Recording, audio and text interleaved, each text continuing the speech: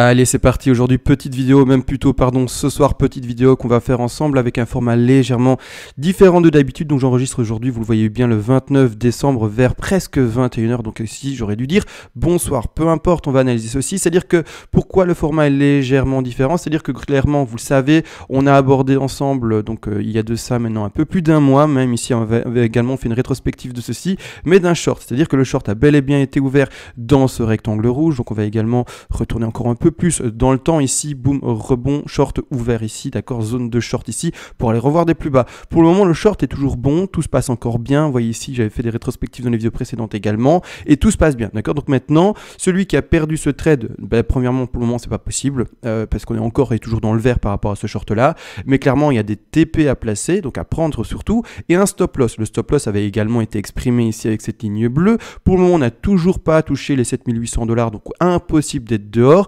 N'oubliez pas le stop loss d'ailleurs, dès que vous pouvez, mettez-le légèrement dans le vert pour être dans le bon. Mais maintenant, ce qu'on va surtout aborder et ce qui va changer le format de vidéo, c'est si jamais le cours va dans le mauvais sens. C'est-à-dire que si jamais finalement le cours ne va pas chercher les TP, donc les take profit partiels optimaux, vers le bas ici, vers les 6000 voire même 5000 et plus bas, si jamais on n'y va pas et qu'on devait rebondir, comment est-ce qu'on se repositionne directement avec son trade? Encore une fois, j'insiste, je parle à qui? Aux personnes qui font du trading et non pas, vous le savez très bien, aux investisseurs. D'accord? Donc on va vraiment regarder maintenant ce potentiel-là. Si jamais, au contraire, ça va dans l'autre sens, on clôture son short et si vous le voulez, vous pourriez ouvrir un long. Encore une fois, libre à vous. Mais non, c'est-à-dire, où sont les objectifs de ce long probable si jamais on en est à la hausse. On va regarder ça ensemble directement et c'est pour ça, finalement, c'est, comme je vous le dis, un format légèrement différent de d'habitude. Je ne le fais pas. Normalement, je suis le trade qui est donné, on voit s'il se passe bien, comment il se passe, quand est-ce qu'il se clôture, mais on ne parle pas, entre guillemets, du potentiel trade inverse qu'on pourrait également initier. D'accord? Donc maintenant, on va vraiment faire ce travail-là. Avant de commencer l'analyse de tout ceci, d'ailleurs, je voulais juste remercier encore, comme d'habitude, toutes les personnes qui font des donations. Merci à vous, vous le savez, quand vous faites une donation, je vous offre tout volontiers toutes les règles d'Elliott en français. Comme ça, de votre côté, vous pouvez également créer vos propres plans de trading, des points d'entrée, des TP et des stop-loss. Donc grossièrement, créer ceci, des plans de trading, des triangles, etc. Enfin, quelque chose d'un peu plus complexe, il est vrai visuellement, mais qui s'apprend, n'empêche assez rapidement. Pas mal de pratiques, bien entendu, pour y arriver, mais clairement, ça s'apprend assez rapidement, n'empêchant, je dirais, en 6 mois, vous devriez quand même, donc alors oui, encore une fois, ça dépend, rapidement ce qu'on entend là, par là, mais pour être vraiment assez confirmé, pouvoir se dire, ok, je suis plutôt à l'aise avec l'analyse, il faudrait, oui, au moins 6 mois de pratique. Encore une fois, tout dépend de votre profil. Il y a des gens qui apprennent très rapidement et qui auront besoin peut-être que de 3 mois, et des gens qui auront peut-être besoin de 1 an. D'accord? Encore une fois, tout dépend des personnes et de leur aptitude à apprendre, entre guillemets, de nouvelles choses. D'accord? Donc ici, merci à vous, vous le savez, contre une donation, comme dit, je vous offre les règles, ou alors également, vous pouvez me demander une analyse à la demande. Peu importe, ici, le plan initial, c'est-à-dire short et on va vers le bas. D'accord? Ça, c'est ce qui est vu. Mais imaginons, comme dit, que le plan ne se passe pas et qu'on n'aille pas dans le bon sens, parce qu'on est humain, on ne lit pas l'avenir et on s'est trompé. Quels seraient les objectifs, du coup, de tout ceci? Et les objectifs, du coup, haussier, d'accord, haussier, c'est-à-dire jusqu'où on pourrait aller, le trade et non pas l'investissement. C'est important à comprendre ici, je parle encore une fois de trading et non pas d'investissement. Donc dans ce fait-là, j'agrandis l'écran et on va voir ça avec actuellement, j'insiste, des outils plus simples, d'accord. Donc là maintenant, je vais faire vraiment des dessins chartistes simples, d'accord. Donc je ne vais pas partir maintenant à l'heure à laquelle je vous parle dans des quoique je vais quand même le faire un peu, on va pas se le cacher, mais on va pas partir réellement dans des explications très complexes avec des Elliott Wave, on va vraiment partir dans ce nouveau format vidéo, d'accord, donc quelque chose de assez, entre guillemets, simple. Ce qu'on pourra observer, tout simplement, premièrement, c'est une ligne de résistance oblique. Alors, elle a déjà été dessinée, déjà montrée, mais la ligne de résistance oblique, elle est là, d'accord, pas compliqué à identifier. On prend les derniers plus hauts, on met ici une ligne oblique et on l'identifie, d'accord. Maintenant, il faut comprendre que ceci peut être une ligne de coup, de quoi? D'une épaule, tête, épaule. Alors, l'épaule, tête, épaule, elle s'identifie où? Je vais la dessiner ici, j'ai pas mis l'aimant pour avoir des facilités de dessin. Ici, on dessine la première épaule, rien de complexe, on redescend, on dessine la tête, d'accord, on remonte, et là, pas de problème, et pas de difficulté également, on va rechercher un bas qui peut être une seconde épaule, cassure vers le haut, on casserait ici tout simplement la ligne de coup, et puis après, boum, on va chercher les objectifs haussiers, d'accord. Donc ici, je vais revenir en arrière, retirer tous mes petits dessins, et n'en faire qu'un seul trait pour que ce soit plus visible à l'écran. Donc ici, clairement, 1, 2, on descend, on va chercher tête, on remonte, on va rechercher le cou à nouveau, on redescend, on refait une deuxième épaule et on peut répéter à la hausse. Si jamais on pète ce point-là, ben, quelles sont les attentes haussières? D'accord? Donc ici, clairement, il faut le comprendre. Si jamais on pète ce point-là, c'est une opportunité de long. Encore une fois, à vous de voir comment ça se passe. Si vous êtes dans le short, encore une fois, tenez le short un maximum de temps, clôturez petit à petit avec des TP intermédiaires, etc.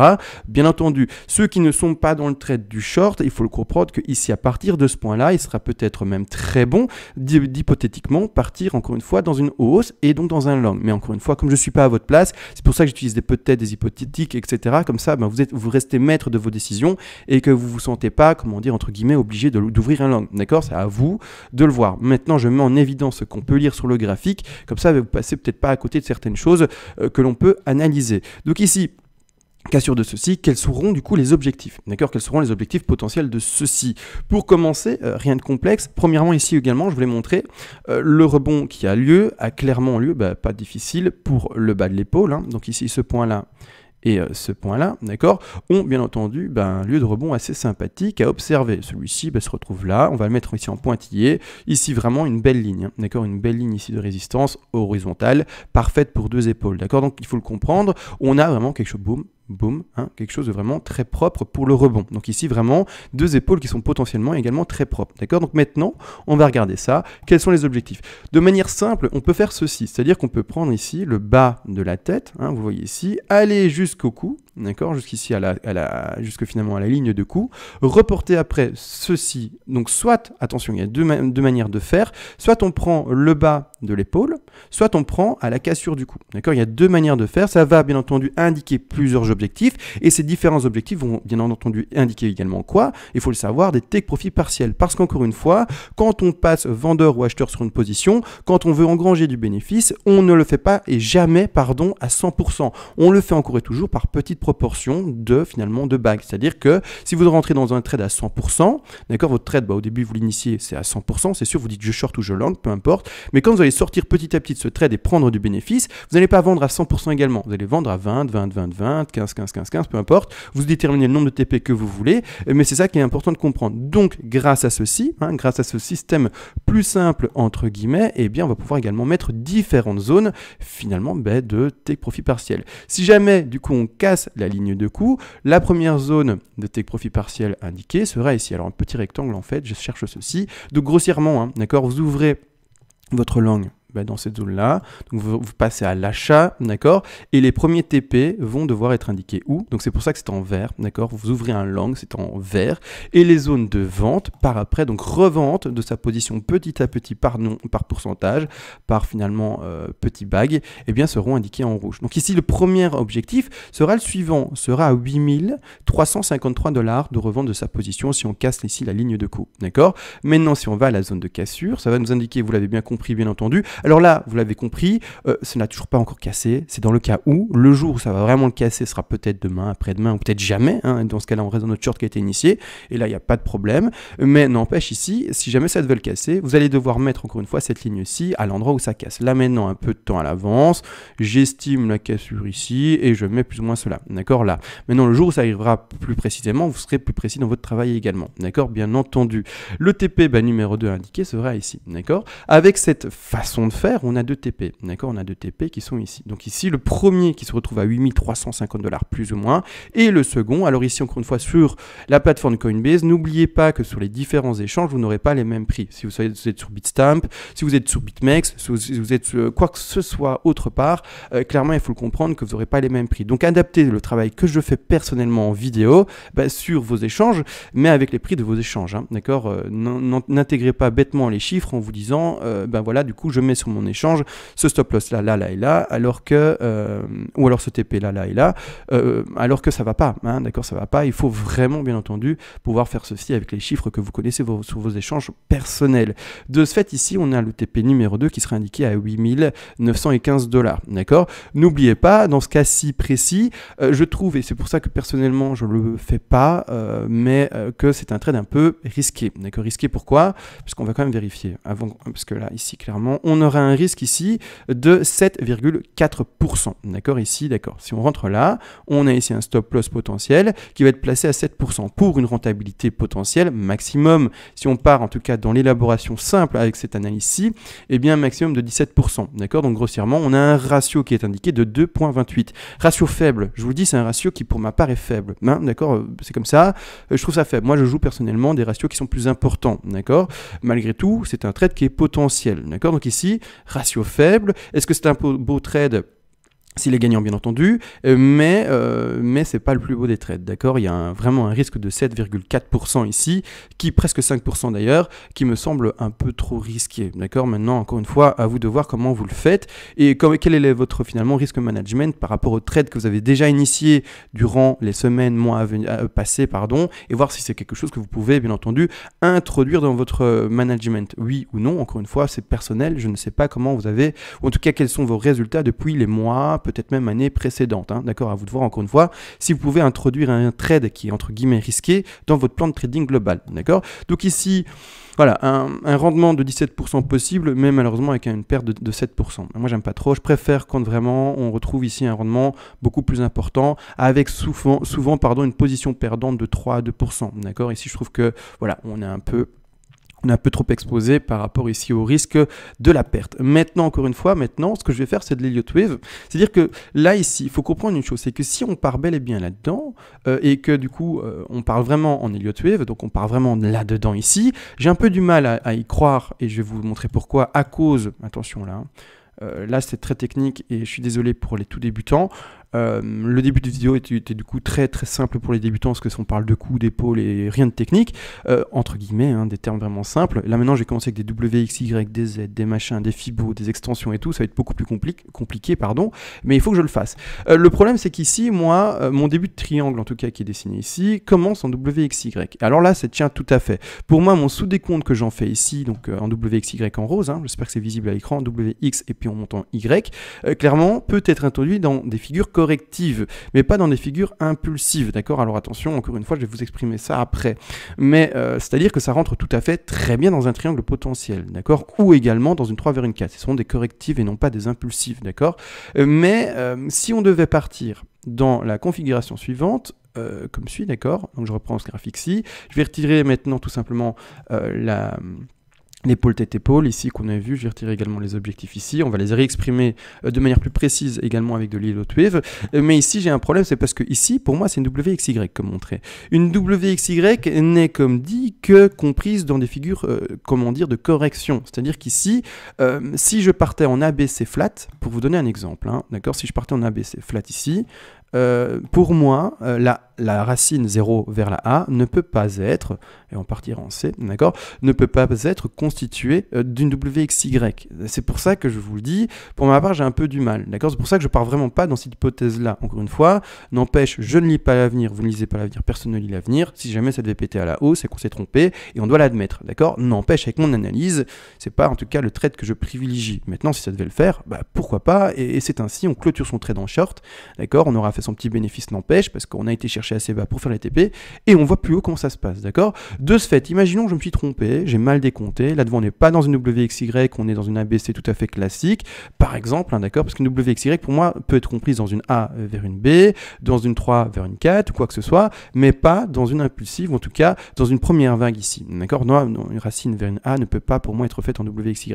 N'empêche, imaginons, voilà, tu te trompes, en tout cas je parle de moi là, je me trompe, et on est bel et bien ici dans une A, B et C en flat.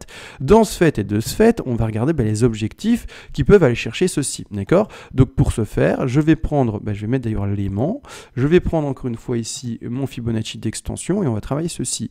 Les objectifs, je vais tous les rappeler également tout simplement, les objectifs ici seront les suivants dans une flat, seront les 61,8, 100, 123, voire même 161,8% de Fibonacci, selon si on est dans une running ou une étendue, d'accord. Donc ici, clairement, on va indiquer tous les TP, ça sera plus complet que les 2 TP qui ont été mis, et c'est tant mieux, d'accord. Clairement, c'est tant mieux, d'accord. Il faut vraiment se dire, tant mieux si finalement les TP seront plus nombreux et plus à placer, d'accord, vraiment, parce que 2 TP c'est très léger, hein, vaut mieux placer déjà un TP de sécurité à 0.5, c'est-à-dire vraiment le TP juste pour dire je couvre mon stop loss, c'est-à-dire la perte potentielle, et une fois que j'ai couvert mon trade, ok, je laisse courir, je prends de réels TP, TP1, 2, 3, 4 si vous voulez, peu importe, mais l'important c'est de clôturer, de sécuriser sa position le plus rapidement possible. Une fois que sa position est sécurisée, et qu'on se dit je laisse courir le trade parce que maintenant il y a normalement plus de perte potentielle vis-à-vis du déplacement du stop loss que j'aurais mis normalement dans le vert, et en plus de ça, du TP 0.5, donc le TP de sécurité pris,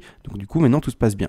Les TP à placer dans cette configuration-ci sont normalement les 61,8. Là maintenant, l'ouverture de trade, comme dit, elle sera faite plus tard à la cassure, vous l'avez compris, de la ligne de coup. Hein. Donc ici, ligne de coup, boum, cassure, d'accord, cassure, donc le trade sera ouvert assez tard, d'accord. N'empêche ici, le TP premier à prendre, si vous jouez ce trade-là, sera à 100%. 61,8, oui, mais on est au-dessus, donc ça ne sert à rien de l'aborder, d'accord. Donc ici, le premier TP à prendre, donc vous ouvrez votre trade cassure de ligne de coup, hein, dans cette zone-ci, donc je vais la mettre ici en vert, donc trade ouvert. Stop loss, pour ma part, désolé, mais il n'est pas intéressant, je l'exprime quand même, parce qu'il y a des gens qui feront sûrement ce trade-là, mais voilà, c'est un stop loss qui se place à 7%, c'est vraiment pas très propre, j'aime pas trop, mais n'empêche, le stop devrait être mis ici, hein, devrait être mis là-bas en dessous, hein.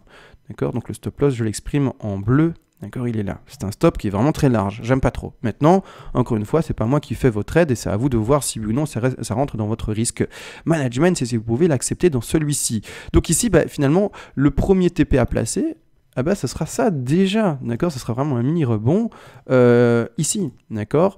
Donc c'est-à-dire trade ouvert aux alentours de la cassure, donc c'est-à-dire ici des 7600, et le premier TP 0.5 sera à prendre à peine $100 au-dessus, à 7776 $.